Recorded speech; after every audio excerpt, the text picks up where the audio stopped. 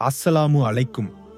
பிரசவ அறையின் வெளியே பைசல் தலையை குனிந்து இங்கும் அங்கும் நடந்து கொண்டிருந்தான். அம்மாவின் நிலை பற்றி எந்த தகவலும் தெரியாமல் இருக்க அவனது பெண் குழந்தைகள் கூட்டமாக அழ ஆரம்பித்தனர். பேசாமல் இரு, இங்கே ஒரு மனுஷன் தீயில் வெந்து கொண்டிருக்கிறான், எல்லோரையும் அடித்து கொன்று விடுவேன், சொல்லி வை என்று கத்தியபடி பைசல் தன் பெண்களை அடிக்க ஆரம்பித்தான்.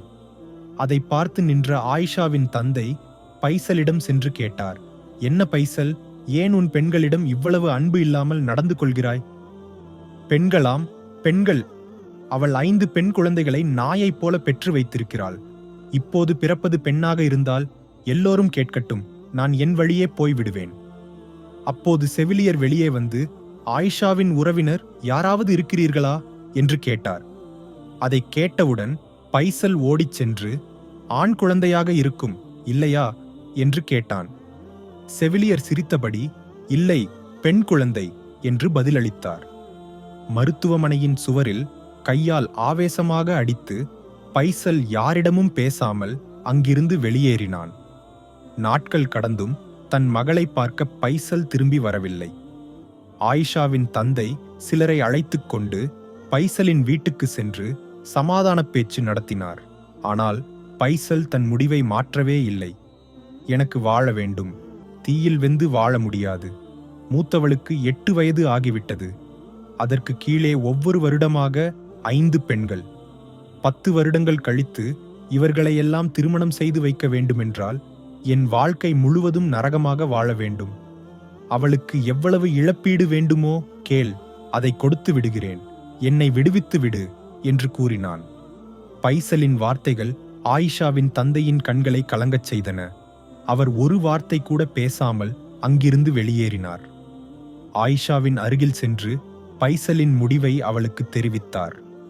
தன் மகளுக்கு பாலூட்டிக் கொண்டிருந்த ஆயிஷா ஒரு வார்த்தை கூட பேசாமல் நீண்ட நேரம் கண்ணீர் வடித்தாள். பின்னர் 2 கண்களையும் துடைத்து தன் தந்தையிடம் சென்று கேட்டாள், அப்பா, எனக்கு ஒரு தையல் மிஷின் வாங்கி தர முடியுமா? பெண் குழந்தைகளை சுமையாக நினைக்கும் அவனின் ஒரு ரூபாய் கூட எனக்கு வேண்டாம். மகளின் உறுதியான முடிவுக்கு முன்னால் அவர் எதுவும் மறுக்கவில்லை. ஆயிஷாவுக்கு ஒரு தையல் மிஷின் வாங்கி கொடுத்தார். தோற்க மாட்டேன், வாழ்ந்து காட்ட வேண்டும் என்று அவள் மனதில் உறுதி கொண்டாள். வீட்டு வேலைகளையும் குழந்தைகளை கவனித்துக் கொண்டும் அவள் தளர்ந்து போனாலும் தூக்கத்தை தியாகம் செய்து இரவு முழுவதும் பல கடைகளுக்கு பெண்கள் உடைகளை தைத்து கொடுத்தாள். குழந்தைகளின் சீருடைகள், புத்தகங்கள் எல்லாம் வாங்கி வாழ்க்கையை முன்னோக்கி கொண்டு செல்ல அவள் மிகவும் கஷ்டப்பட்டாள். 3 வேளை கஞ்சி மட்டுமே உணவாக இருந்தாலும் அவளின் பெண் குழந்தைகள் தாயிடம் ஒரு புலம்பல் கூட சொல்லவில்லை. கஷ்டங்களை நேரில் பார்த்து அவர்களும் புரிந்து கொள்ள ஆரம்பித்திருந்தனர். குழந்தைகளுக்கு உணவு கொடுக்க பணம் பற்றாமல் போன போது பல நேரங்களில் ஆயிஷா பசியோடு இருந்தாள். தாய்ப்பால் வற்றிய போதும் அவள் யாரிடமும் கை நீட்டவில்லை. தன் வறுமையையும் குறைகளையும் தன் தந்தையிடம் கூட மறைத்து வைத்தாள். பைசல் பணமும் சேமிப்பும் உள்ள கணவனை இழந்து 2 ஆண் குழந்தைகளுடன் இருந்த ஒரு பெண்ணை மறுமணம் செய்து கொண்டான். ஆயிஷாவின் பெண் குழந்தைகள் வளர ஆரம்பித்தனர். படிப்புக்கு இடையே சமையலறையிலும் துவைப்பதற்கும் பிற வேலைகளிலும் தாய்க்கு உதவ ஆரம்பித்தனர். வருடங்கள் கடந்து சென்றன. ஒவ்வொரு மகளின் திறமைகளையும் ஆயிஷா புரிந்து கொண்டு வளர்த்தெடுத்தாள். மூத்த மகள் பாத்திமா இனிப்பு பலகாரங்கள் செய்வதில் கைதேர்ந்தவள். பலகாரங்கள் செய்து விற்பனை செய்து சுயமாக சம்பாதிக்க அவளை பயிற்சி செய்ய வைத்தாள். 2வது மகள் பாசிலா தாயைப் போலவே தையலில் ஆர்வம் கொண்டவள். ஆயிஷாவிடம் இருந்து படிப்படியாக கற்று தனக்கென ஒரு தையல் மிஷினில் தைக்க ஆரம்பித்தாள். 3வது மகள் பர்சானா பறவைகளையும் விலங்குகளையும் வளர்ப்பதில் ஆர்வம் கொண்டவள். 4வது மகள் பாயிசா செடிகள், பூக்கள், காய்கறி விவசாயத்தில் ஆர்வம் கொண்டவள். காடு பிடித்திருந்த வீட்டின் தோட்டத்தை ஆயிஷாவும் அவளின் பெண்களும் சேர்ந்து சொர்க்கம் போல மாற்றினர். 15 வருடங்கள் கழித்து பைசலுக்கு 2வது மனைவியிடம் குழந்தைகள் இல்லை. மனைவியின் மற்றும் அவளது 2 ஆண் குழந்தைகளின் திட்டுகளும் நடத்தைகளும் அவனை அடிக்கடி வேதனைப்படுத்தின. மனைவிக்கும் அவளது குழந்தைகளுக்கும் இடையில்தான் ஒரு அனாவசியமானவனாக இருப்பதை பைசல் புரிந்து கொண்டு பல வருடங்கள் ஆகியிருந்தன. சுயமரியாதையை அடகு வைத்து இன்னும் எத்தனை காலம் இப்படி வாழ முடியும்?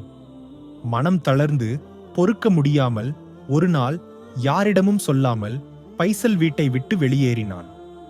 எங்கு செல்ல வேண்டும், என்ன செய்ய வேண்டும் என்று தெரியவில்லை.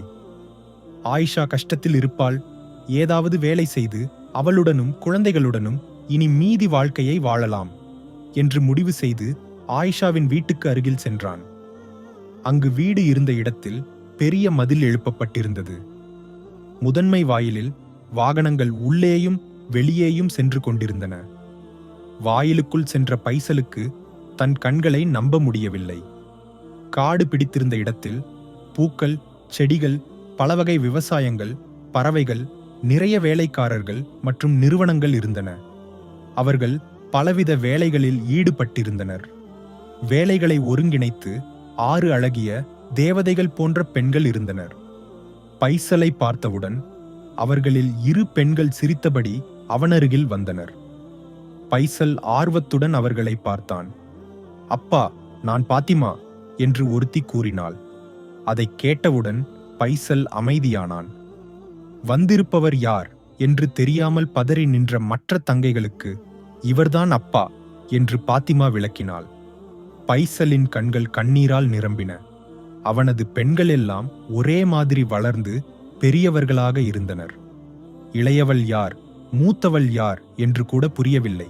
தன் குழந்தைகளை தன்னால் அடையாளம் காண முடியவில்லை என்று உணர்ந்தவுடன் அவன் தலையை குனிந்தான். அப்பா, வா, அம்மாவை பார்க்க வேண்டாமா என்று மகள் கேட்டாள். அந்த கேள்வி பைசலின் இதயத்தை உலுக்கியது. ஆயிஷாவின் முன் நிற்கக்கூட தகுதியில்லை என்ற குற்ற உணர்வு அவனை பெரிதும் அச்சப்படுத்தியது. பாத்திமா பைசலை அருகில் இருந்த வீட்டுக்கு அழைத்துச் சென்றாள்.